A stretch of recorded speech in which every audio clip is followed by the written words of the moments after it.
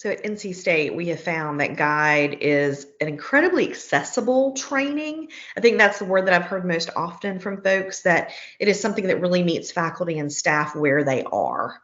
So campuses often have suicide prevention trainings. We definitely have QPR or mental health first aid, but there's been a real gap between having that initial conversation with a student and then looking at suicide prevention. Folks are wanting to know the general, like, how do I even get a conversation started? And guide just lends itself really beautifully to that. It really fills in that gap. The thing I love the most about the training is the experiential pieces of it. So having the times to connect with the folks in the room, but also really connect with yourself and think back to when you were a student. And it creates some internal empathy in the moment and lets folks practice something in a very safe and calm environment. And I think that that just creates more and more of that depth of understanding for the folks in the room.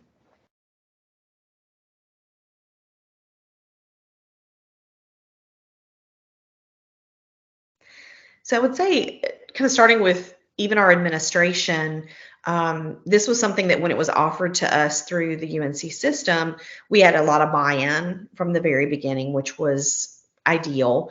Our administration has explained it as something that really exemplifies what they have been telling faculty and staff over the past couple years, which is that we want to offer support while also maintaining the integrity of the classroom or the academic um, responsibilities that are there. So I think there's sometimes a real disconnect, and folks think they can't hold both.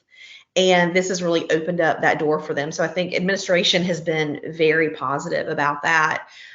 Faculty and staff, I just overall the feedback has been very positive.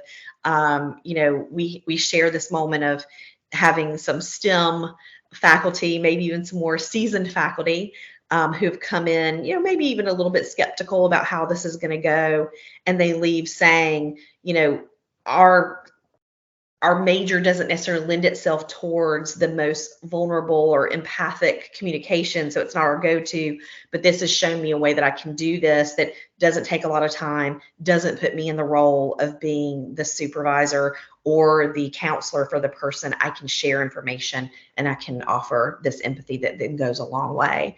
But I will say too, our like very seasoned clinicians really enjoyed the training, and I think that says a lot.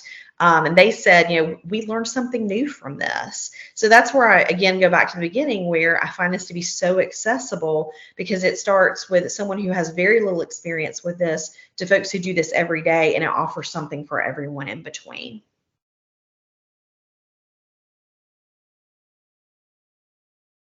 So when we first were gifted guide, as I say, I went to the head of our student affairs administration. We have academic and student affairs in one division, and asked if we could do our first presentation for the directors of the division. And I really wanted to give them the sense of what this is and how they can market it to others. And I think that was really a great marriage of information for folks, because they then really bought into it, and then they were able to go move it around in their departments and tell folks how important this is. I do think our university was very open. We were in a very right position for more information and more training for faculty and staff. So certainly that helped. But I think after that, what we've really seen is connecting on the advisors listserv, I think, has probably been the most successful piece, because most of our faculty are on the advisors listserv. Also, talking to new faculty as they come in. This is something that's now being offered as a resource in the new faculty training. And then we've embedded it in with all of the training that we already do with faculty and staff. So our department in prevention, we're with faculty and staff quite a bit. So we made it very intentional, and we added a slide into all of our trainings to talk about guide. So it's, I did a training yesterday about belonging, how to create belonging in a classroom.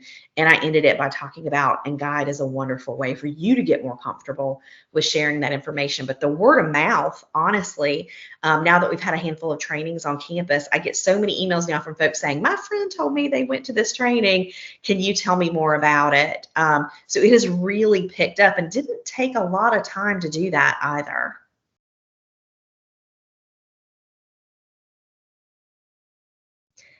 I think one of the biggest barriers when we're talking to faculty and staff about any training is time.